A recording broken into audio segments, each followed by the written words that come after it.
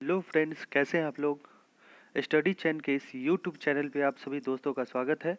मैं आज एक नए वीडियो के साथ, जो वीडियो है भारतीय इतिहास की प्रमुख युद्ध, यानी भारतीय इतिहास में जो युद्ध हुए उसमें प्रमुख युद्ध, लगभग इसमें 27 यानी 27 युद्धों का जिक्र हमने करा है।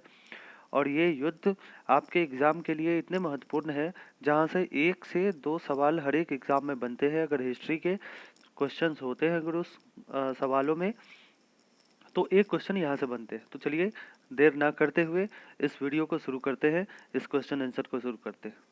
ध्यान रहे कि अगर ये वीडियो आपको अच्छी लगती है तो इस वीडियो को लाइक करें, शेयर करें, और अगर ख़राब लगता है या फिर जो भी जैसे आपको आपके विचार आते हैं आप कमेंट ज़रूर करें। चलिए शुरू करते हैं। ध्यान रखिएगा, मेरा कोचिंग है अपना, जो सांडिल्या क्लासेस के नाम से दरभंगा में चलता है। ठीक है, तो आप अगर कोई भी क्वेरी हो तो आप बिल्कुल कर सकते हैं। चलिए शुरू करते हैं। हमारा पहला जो आज का है युद्ध, वो युद्ध है हाइडे स्पीज का युद्ध। ठीक है, और ये हाइडे स्पीज का युद्ध जो है, ये हाइडे स्पीज का युद्ध, बैटल ऑफ हाइडे स्पीज, ये कब हुआ था? तो 326 में हुआ था। और ये सिकंदर और पंजाब के राजा पोरस के बीच हुआ था, जिसमें सिकंदर विजयी हुआ था। बिल्कुल ध्यान रखिएगा, हाइडे स्पीज का युद्ध जो है वो 326 ईसा पूर्व में हुआ था, बीसी में हुआ था। सिकंदर और पंजाब के राजा पोरस के बीच हुआ था, जिसमें सिकंदर विजयी हुआ था। ठीक है, चलिए दूसरे युद्ध की बात करेंगे। और दूसरा युद्ध जो है वो कलिंग की लड़ाई थी। और कलिंग वार कब हुआ था? तो ये 261 ईसा पूर्व में हुआ था। और ये कलिंग युद्ध जो हुआ था वो सम्राट अशोक ने कलिंग पर आक्रमण किया, और युद्ध के रक्तपात को देखकर उसने युद्ध न करने की कसम खाई। यहीं से अशोक का हृदय परिवर्तन हो जाता है, और अशोक उसके बाद युद्ध करना बंद कर देता है। ठीक है, तो ध्यान रखिए, कलिंग की लड़ाई जो हुई वो 261 ईसा पूर्व में। आगे बात करेंगे। तीसरा जो है हमारा, वो है सिंध की लड़ाई। और ये सिंध की लड़ाई जो है वो 712 ईस्वी में हुई। ठीक है, और ये मोहम्मद कासिम और अरबों की सत्ता के अरबों ने की सत्ता स्थापित की। मोहम्मद कासिम ने इसके लिए युद्ध किया और अरब में सत्ता स्थापित किया। तो सिंध की लड़ाई कब हुई? तो 712 ईसा ईस्वी में हुई। आगे बात करेंगे तराइन का प्रथम युद्ध। ये बड़ा इंपॉर्टेंट है और ये यहाँ से पूछे जाते हैं कि तराइन का प्रथम युद्ध कब हुआ, बैटल ऑफ तराइन। तो ये पहला जो युद्ध हुआ था वो 1191 में हुआ था। और ये जो युद्ध हुआ था वो मोहम्मद गौरी और पृथ्वीराज चौहान के बीच हुआ था। और इस युद्ध में, यानी पहले युद्ध में, तराइन के बैटल ऑफ तराइन के पहले युद्ध में पृथ्वीराज चौहान विजयी हुए थे। ये ध्यान रखिएगा। उसके बाद आता है तराइन का द्वितीय युद्ध, जो अगले साल, यानी पहला 1191 में हुआ और दूसरा जो हुआ वो 1192 में हुआ। और ये इसमें क्या हुआ, ये भी मोहम्मद गौरी और पृथ्वीराज चौहान के बीच लड़ा गया, लेकिन इसमें पृथ्वीराज चौहान की हार हुई और मोहम्मद गौरी की विजय हुई। तो ये ध्यान रखिएगा, ये दोनों बड़ा इंपॉर्टेंट है, पूछ दिया जाता है एग्जाम में, तो आपको ध्यान रखने हैं। पहले में पृथ्वीराज चौहान जीते और दूसरे में मोहम्मद गौरी विजयी हुआ। आगे बात करेंगे, छठे पे आते हैं। और छठा जो है वो चंदावर का युद्ध। और चंदावर का युद्ध जो है वो 1194 में लड़ा गया, और इसमें मोहम्मद गौरी ने कन्नौज के राजा जयचंद को हराया। पूछा भी जाता है कि चंदावर के युद्ध में किस शासक ने किसको पराजित किया? तो मोहम्मद गौरी ने किसे? कन्नौज के राजा जयचंद को पराजित किया। ठीक है, चलिए आगे बात करेंगे। अगला जो हमारा युद्ध होगा वो होगा पानीपत का युद्ध, पानीपत का प्रथम युद्ध। और ये जो हुआ ये 1526 में हुआ, फर्स्ट बैटल ऑफ पानीपत। और ये जो 1526 में हुआ, ये मुगल शासक बाबर और इब्राहिम लोदी के बीच हुआ था। ये ध्यान रखिएगा, इब्राहिम लोदी और बाबर के बीच में पहला पानीपत का युद्ध हुआ, जो 1526 में हुआ। आगे बात करेंगे खानवा का युद्ध। और खानवा का युद्ध जो है वो 1527 में हुआ, और ये बाबर ने इस युद्ध में राणा सांगा को पराजित किया। बिल्कुल ध्यान रखिएगा। तो खानवा का युद्ध 1527, बाबर ने राणा सांगा को पराजित किया। अगला युद्ध है घाघरा का युद्ध।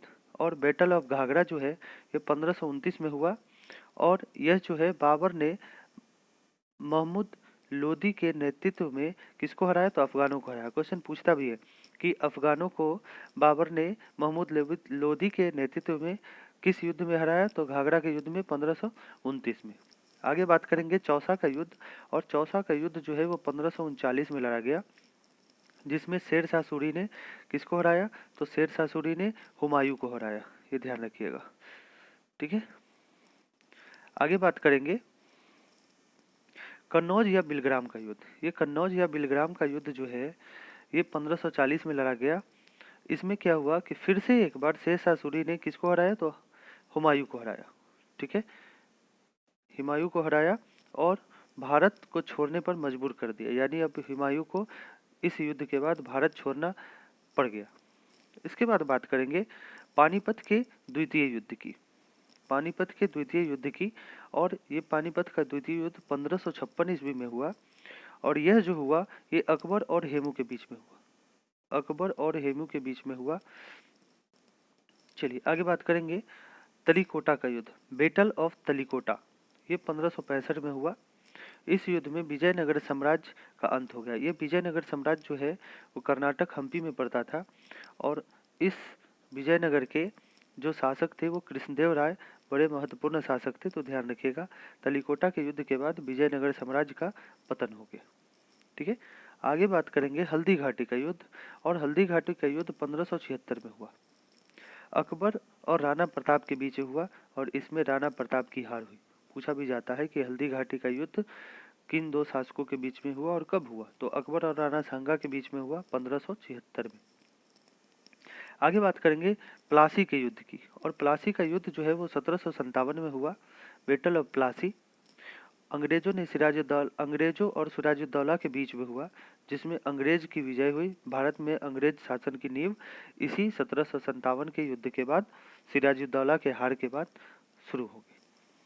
उसके बाद बात करेंगे बांडीवास का युद्ध, और बांडीवास का युद्ध जो है वो 1760 में हुआ। अंग्रेजों ने फ्रांसीसियों को हराया, ये ध्यान रखिएगा। तो बांडीवास का युद्ध कब हुआ? तो 1760 में अंग्रेजों ने फ्रांसीसियों को हराया। उसके बाद बात करेंगे तृतीय पानीपत युद्ध की, जो 1761 में हुआ। अहमद शाह अब्दाली और मराठों के बीच हुआ, जिसमें फ्रांसीसियों की हार हुई, ठीक है। तो ये ध्यान रखिएगा। आगे बात करेंगे बक्सर का युद्ध, और बक्सर का युद्ध जो है वो 1764 में हुआ। अंग्रेज और शुजा-उद-दौला, मीर कासिम एवं शाह आलम द्वितीय की संयुक्त सेना के बीच हुआ, जिसमें अंग्रेजों की विजय हुई। आपको ध्यान रखना है कि बैटल ऑफ बक्सर कब हुआ? तो 1764 में अंग्रेज विजयी हुए।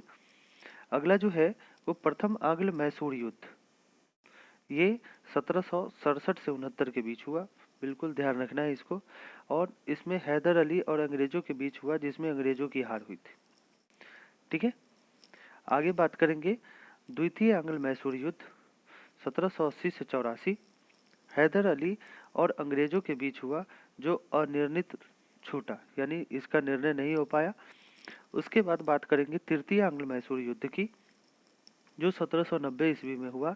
टीपू सुल्तान और अंग्रेजों के बीच लड़ाई संधि के द्वारा समाप्त हुई। और उसके बाद आता है चतुर्थ आंग्ल मैसूर युद्ध 1799। इसमें टीपू सुल्तान और अंग्रेजों के बीच हुआ। टीपू सुल्तान की हार हुई और मैसूर शक्ति का पतन हुआ, यानी टीपू सुल्तान की मृत्यु इसी 1799 यानी चतुर्थ आंग्ल मैसूर युद्ध में हो गया, ठीक है। हैदर अली की मृत्यु जो होती है वो द्वितीय आंग्ल मैसूर युद्ध में हो जाती है। आगे बात करेंगे चिलियान वाला युद्ध, अभी जो एसआई के पीटी हुए थे